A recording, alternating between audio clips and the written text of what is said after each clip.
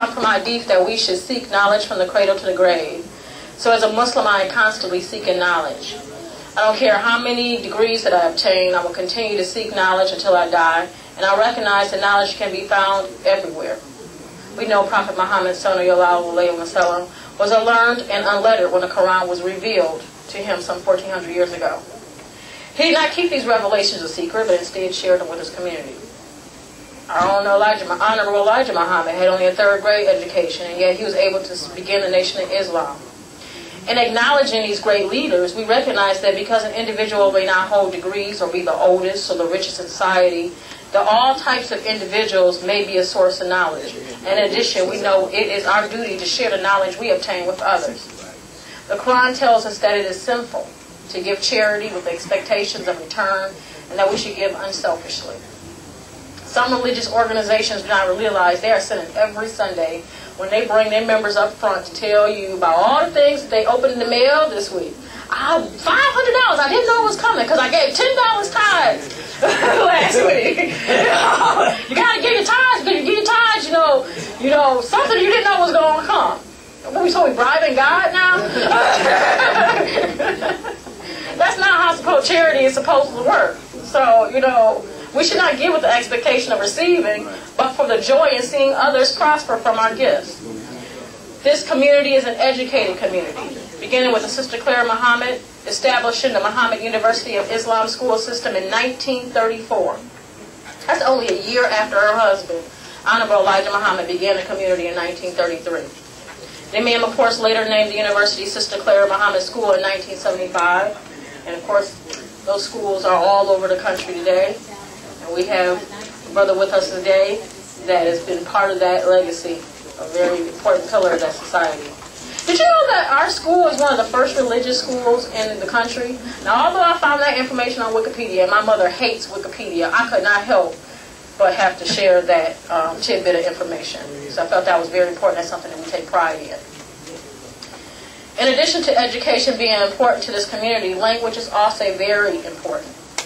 We have been instructed over and over again to learn Arabic so that we will have a better understanding of the Quran. Nowadays, in this society, if you are bilingual, then you are a high commodity. When you go and you see on the applications, they ask how many languages you speak. They're asking you that for a reason. They want to understand how big of an asset that you are. If you can speak more than one language, then you are an asset, especially as we see this workforce is starting to be made up of greater and greater percentages of immigrants every year. And in addition is that most organizations, if you are a corporation that's making money, you are a global organization. You're not just doing business in your backyard. You're doing business with countries all over the world. And if you are an individual that can speak to those other countries, to those individuals, then you are an asset. This community has really been blessed because although it's been unfortunate that we've been in a war in the Middle East for many, many, many years, we all know that after America gets done trying to colonize people, that's where they do most of their business. So those individuals that are learning Arabic, you're going to be the individuals that they're going to want to go to be able to speak to those countries. Right now, I think Dubai is like one of the richest organizations in the world. And I don't know if y'all knew anything about Dubai. I swear I'm moving there one day. I swear I'm moving there one day. The king of Dubai, or the prince of Dubai, he decided he had his whole vision of what he wanted to do with this area. And he's wanted a Muslim that is taken from his riches and he's given back to the community and to the world.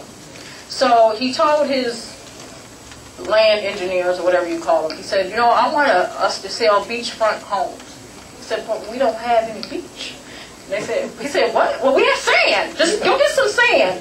And so they went on and created all these many islands and beachfront, added like 70 miles of beachfront from taking land from the desert and building the beach, so now they have beachfront homes. Imagine, who would even think of doing something like that? I don't know if I want to live there. That portion, because I'm a little concerned if California is sinking, what's going to happen to your man-made islands. But my point is, it was a fantastic idea. I remember as a young girl being taught by my father Arabic. Although I learned how to pray in Arabic at a young age, I did not learn the true English translation until I was older. Anyway, my father began teaching me different Arabic words at the age about 5 or 6. The first word he taught me was kitabu, or book, not cookie, or toy or other wonderful things that a 5 or 6-year-old would probably be more delighted to learn about, but book. In addition, he taught me the vowels. Or Kashra A, Fatah E, Dama U, Sukun So as a young child, my favorite song and dance was to sing Katabu, and I would go around, Katabu, my book, Katabi, he, your book, and just go around singing and dancing. That was my favorite song and dance. But do you recognize the importance of this being the first word I learned? It means that my father, through the guidance of Imam Mohammed, was planting the seeds in my young mind and the importance of reading. Shortly after learning book, my father taught me the first sentence of Al-Baqarah, which is the first surah of the opening chapter. The sentence was, Dalika Kitab la rayba fihi hudan lil muttaqin. This is the book. In it is guidance sure without doubt to those who fear God. It's a very, very, very, very, very powerful statement. Another seed was planted, that no matter where I was or what my situation, guidance could always be found in the Quran. Isn't it interesting that no matter your religion or how much of a believer you are, you might even be an atheist, when you're distressed, you call on God for guidance. Having that seed in my mind always caused me to return to Quran, no matter how far off course I found myself as a young adult, no longer living under the protection of my parents. After my parents relocated here to Illinois from Michigan, and I became caught up in working and taking care of children, I became less active in the community. Fortunately, being Muslim and learning the rituals of Islam and praying 5 times a day and fasting the month of Ramadan, you never stay off course for too long. At least you will get back on track during time leading up to fasting and the months that follow the blessed month. Isn't Islam a phenomenal religion? Yes. The discipline of this beautiful religion encourages you to be disciplined in all facets of life. I chose the topic of education and economic uncertainty because I've experienced my own share of uncertainties in these economic times. And I found that education is one of the greatest assets I have faced. Job loss due to downsizing and outsourcing. I relocated to Illinois in 2008 after losing my job when my computer company relocated to their production lines to Toronto and Mexico. My story is not a new story. There are many Americans that have faced the same similar situations. So many of us are talking about job loss, outsourcing, foreclosure, having to take care of family members, moving other family members in, things that we did not think that were going to happen, just a few short years ago. Before the company closed, I was blessed while working at the company for 10 years to be promoted numerous times and in fact achieving the title engineer at the age of 28 without ever possessing a degree. I give credit for these types of achievements at being the child of students of Imam W.D. Mohammed.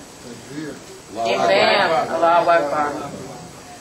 The Imam has taught us inclusion and the ability to communicate to diverse audiences, allowing us to be an asset to the workforce and achieve in even the most unfamiliar situations.